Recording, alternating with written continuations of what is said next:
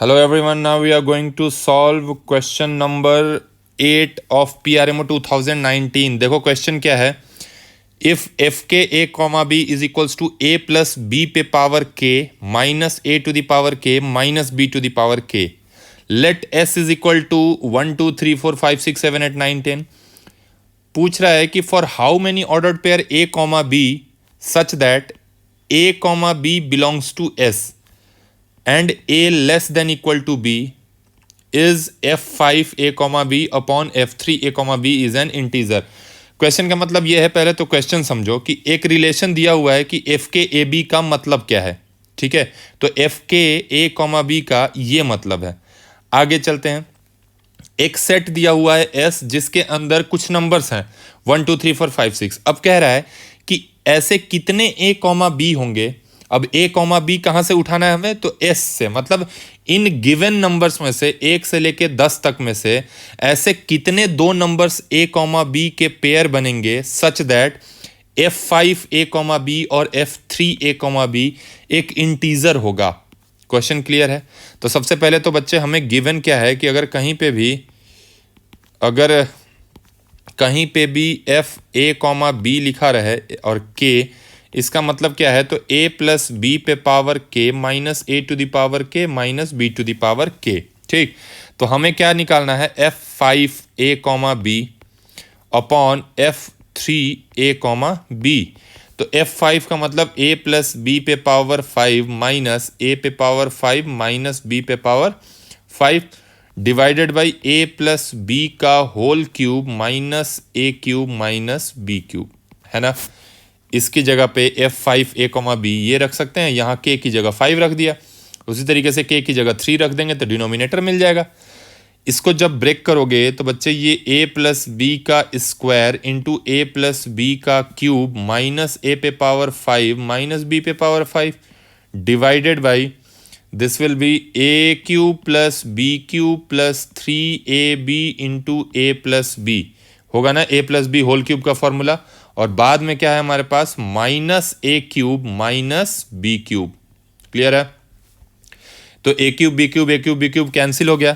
बचा क्या हमारे पास, न्यूमरेटर में देखो, न्यूमरेटर में इस चीज को जब मल्टीप्लाई करोगे A plus B whole square into A plus B whole cube, तो इसको मल्टीप्लाई करने के बाद ये तुम्हारा बन जाएगा A to the power 5 plus 5 A to the power 4b plus 10 A cube B square plus 10 A square B cube plus 5 A B to the power 4 plus B to the power 5 minus A to the power 5 minus B to the power 5, जिसमें ये part जो है यहाँ से लेके और यहाँ तक जो है this is a plus B पे पावर 5 और लास्ट में माइनस ए पे पावर 5 और माइनस बी पे पावर 5 यहाँ एज इट इज लिख दिया, है ना.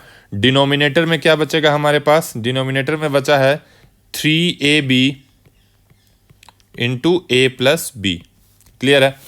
ऊपर देखो, ऊपर हमारे पास क्या है, ए टू द पावर 5 और a टू द पावर 5 और b to the power 5 b to the power 5 cancel हो गया.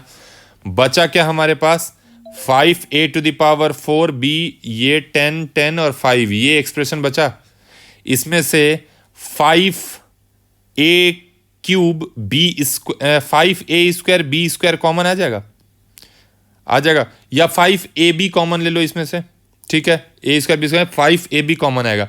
तो मैंने 5ab कॉमन लिया तो अंदर क्या बचेगा, अंदर बचेगा यहाँ से a भी चला गया तो a क्यूब प्लस यहाँ से बच गया 2a square b plus 2ab square plus b cube, इतना बचा. डिवाइडेड बाई क्या बचा, 3ab into A plus B. तो ये ए बी उड़ा दो. फाइनली क्या बचा हमारे पास, अब देखो यहाँ पे हमारे पास ये क्या है, a cube plus b cube, है ना. अगर यहाँ 3a स्क्वायर बी होता और 3ab स्क्वायर होता तो हमारा काम थोड़ा सा आसान हो जाता कंपैरेटिवली, है. तो हमने क्या कर दिया इसको, देखो थोड़ा सा मॉडिफिकेशन क्या किया इसमें, हमने क्या किया, इसको a प्लस बी का होल क्यूब लिख दिया, अंदर वाले को ए प्लस बी का होल क्यूब लिखा, तो ए प्लस बी का होल क्यूब क्या होता है? तो बोलोगे सर वो तो A cube plus B cube plus 3a² plus 3ab² होता है ना। बट हमारे पास क्या है? 2a² और 2ab²। तो इसमें से हम -a² और -ab² अगर हम कर दें तो अब ये जो एक्सप्रेशन है ये इसी के इक्वल हो जाएगा। इसको ओपन करके चेक कर लेना, इसी के इक्वल आएगा। ठीक है, डिवाइडेड बाई क्या बचा हमारे पास? 3 times a plus B. Further इसको सॉल्व करेंगे तो 5 times this will be a plus B का whole cube minus A B common ले लूँ तो a प्लस बी बचेगा, और डिवाइडेड बाई क्या बचा? 3 इंटू ए प्लस बी। तो भाई न्यूमरेटर से हमारा a प्लस बी कॉमन आ जाएगा। देखो ध्यान से, तो हमने क्या किया? न्यूमरेटर से a प्लस बी कॉमन ले लिया, तो 5 इंटू ए प्लस बी बाहर लिया तो अंदर क्या बचेगा? a प्लस बी का square minus A B divided by 3 into A plus B. ये a प्लस बी भी उड़ गया। फाइनली क्या बचा हमारे पास? 5/3 into a² plus b² plus 2ab minus ab यानी प्लस ab। ये हमारे पास किसकी वैल्यू आ गई? f5a, b upon f3a, b की वैल्यू ये आ गई। अब कह रहा है कि ऐसे कितने a, b सिलेक्ट करने हैं हमें। अब किस में से सिलेक्ट करने हैं? तो s में से। और s कितना है हमारे पास? कौन कौन से नंबर्स में से चुनने हैं? 1 2 3 4 5 6 7 8 9 10। मतलब हमारे पास है 1 2 3 4 5 6 7 8 9 10। ठीक है, तो मतलब हमारा जो हमें ये बताना है कि ऐसे कितने a और b होंगे जिसके लिए ये जो वैल्यू होगी वो एक इंटीजर होगी। ठीक है, ऐसे कितने और पेयर बनेंगे a, b के। अब ये इंटीजर तब होगा ना जब ये पूरी वैल्यू 3 से डिवाइड हो, क्योंकि 5 तो 3 से डिवाइड होगा नहीं, और बचा क्या? a² plus b² plus ab। वो अगर 3 से डिवाइड हो गया तो हमारा काम आसान हो जाएगा। मतलब मैं ये कहना चाह रहा हूं कि हम इसमें से a और b, ऐसे कितने a और b सिलेक्ट कर ले इन 10 नंबर्स में से कि उन दोनों का स्क्वायर प्लस उनका प्रोडक्ट 3 से डिविजिबल हो। क्योंकि अगर 3 से डिविजिबल होगा तो ये वैल्यू इंटीजर आएगा, गारंटी। ठीक है, अब चलते हैं आगे कि भाई कैसे, आखिर इस पे ध्यान कैसे देंगे? भाई इतने सारे नंबर्स हैं, इतने सारे पेयर बनेंगे, कैसे पता चलेगा? हर को चेक थोड़ी करेंगे। तो थोड़ा सा यहां पे लॉजिक लगाते हैं कि बच्चे a² plus b² plus ab है, इसको हमने 3 से डिवाइड करना है। ठीक है, ये 3 से, अब सुनो मेरी बात को ध्यान से। मान लो a कोई नंबर ले लिया, ठीक है, तो a² को, इस नंबर को मैं क्या लिख सकता हूं? a² 3 plus b² 3 plus ab/3 लिख सकता हूं, है ना। अब यहां से रिमाइंडर क्या आ सकता है? देखो ध्यान से, यहां से रिमाइंडर क्या आएगा? रिमाइंडर या तो 0 आएगा, या तो 1 आएगा, या तो 2 आएगा। किसी भी नंबर, a² कोई नंबर होगा, उसको जब 3 से डिवाइड करोगे तो रिमाइंडर 0 1 2 ही आएगा, कोई और नंबर नहीं आएगा। क्लियर है? उसी तरीके से b को भी डिवाइड करोगे तो रिमाइंडर 0 1 2 आएगा। उसी तरीके से इसको भी डिवाइड करोगे तो रिमाइंडर 0 1 और 2 ही आएगा, क्योंकि रिमाइंडर 3 नहीं आ सकता है। किसी नंबर को 3 से डिवाइड करोगे तो कभी 3 रिमाइंडर आएगा क्या? नहीं आएगा। रिमाइंडर हमेशा जिससे डिवाइड करते हैं उससे छोटा ही आता है ना। ये तो बच्चों वाली चीजें हैं। तो मतलब हमारा जो रिमाइंडर आना चाहिए बच्चे, वो 0 1 2 0 1 2 0 1 2 आना चाहिए। यहां तक में कोई दिक्कत नहीं होनी चाहिए। आगे चलते हैं। अब सपोज करो कि तीनों केस में हमारा रिमाइंडर सेम आता है। ठीक है, मतलब a² में भी 0 रिमाइंडर आता है, b² को भी जब 3 से डिवाइड करते हैं 0 रिमाइंडर आता है, और ab को भी जब डिवाइड करते हैं तो 0 रिमाइंडर आता है। तो इन तीनों के सम को जब डिवाइड करोगे तो 0 + 0/3 यानी तब भी 0 ही रिमाइंडर आएगा ना। मतलब कि ये चीज जो है वो 3 से डिविजिबल होगी अगर a, b और ab तीनों सेम रिमाइंडर दे रहा है। क्लियर है? दूसरी चीज ये चलते हैं कि अगर 1 1 1 दे भाई, तीनों, अगर इसने भी 1 दिया, उसने भी 1 दिया और उसने भी 1 दिया, और तब डिवाइडेड बाई 3 करें तब भी ये डिविजिबल है। 1 + 1 + 1 3/3 डिविजिबल है। इसका मतलब अगर रिमाइंडर 1 1 1 हो तो भी डिविजिबल है। रिमाइंडर 2 2 2 रखें तो 2 + 2 / 3। भाई इसका रिमाइंडर, इसका रिमाइंडर, इसका रिमाइंडर ऐड ही तो करते हैं ना नंबर सिस्टम में, अगर पढ़े होगे फाइंड द रिमाइंडर। तो ये भी अगर डिविजिबल है, 2 + 2 + 6/3, ये भी डिविजिबल है, मतलब यहां से भी रिमाइंडर 0 आ जाएगा। मतलब हम ये क्यों इतना कर रहे हैं, हम इसलिए कर रहे हैं क्योंकि हमें पता लगाना है कि ऐसा कौन कौन सा ए और बी ले। तो अभी हमने ये गेस किया कि जो मर्जी वो ए ले लो, ठीक है, जो भी नंबर लिया हमने ए बी और जो भी लिया, अगर उनका स्क्वायर को 3 से डिवाइड करने पे, इसको 3 से डिवाइड करने पे और इसको 3 से डिवाइड करने पे अगर सेम रिमाइंडर आ रहा है तो ये तीनों 3 से डिविजिबल हो जाएंगे। ठीक है, रिमाइंडर 0 आएगा, 1 आएगा, 2 आएगा, तीनों ही केस में ये एक्सप्रेशन जो होगा वो 3 से डिविजिबल होगा। अब बात करते हैं कि ठीक है, इसका मतलब है कि बेसिकली हमें यह ध्यान रखना है कि ए और बी जो है हमारे वो सेम रिमाइंडर दे। समझ रहे बात को? ए और बी अगर एक्स रिमाइंडर दे रहे हैं तो उनका प्रोडक्ट भी हमेशा एक्स ही रिमाइंडर देगा, कुछ अलग नहीं देगा, ये फैक्ट है। तो यहां से हमने कंक्लूजन क्या निकाला कि भाई a² + b² + ab is divisible by 3 if IFF का मतलब होता है if and only if। ठीक है, IF का मतलब होता है if, IFF का मतलब होता है if and only if A and B gives same remainder when divided by 3। ये तभी पॉसिबल है जब ए और बी दोनों सेम रिमाइंडर दें 3 से डिवाइड करने पे। अब चलो इतना हिंट मिल गया कि हमें ए और बी सेम रिमाइंडर देना चाहिए। तो हमारे पास एस क्या था जिसमें से ए और बी चुनना था, तो वो था 1 2 3 4 5 6 7 8 9 10।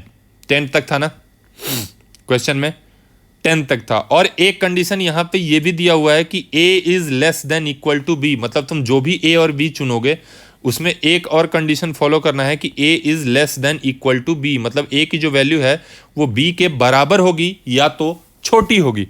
ठीक है, तो अब मैंने क्या किया, मैंने a की वैल्यू, मतलब हमें क्या ध्यान देना है कि जो भी a चूज